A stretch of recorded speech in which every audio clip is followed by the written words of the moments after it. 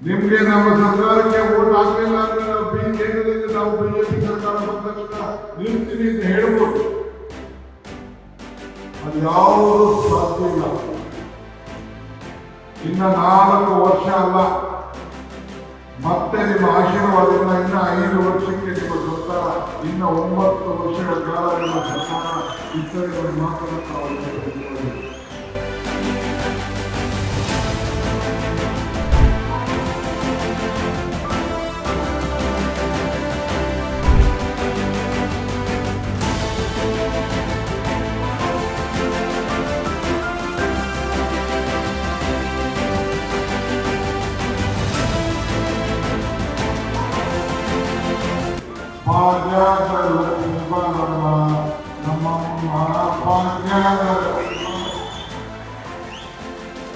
ದರಿದ್ರ ಲಕ್ಷ್ಮಿ ಹೋಗ್ಬೇಕು, ಸಂಕಟ ಲಕ್ಷ್ಮಿ ಹೋಗ್ಬೇಕು, ಎಲ್ಲ ಲಕ್ಷ್ಮಿಗಳನ್ನ ದೂರ ಹೋಗಿ ನಿಮ್ಮ ಮನೆಯ ಬೆಳಕನ್ನ ತುಂಬಬೇಕು.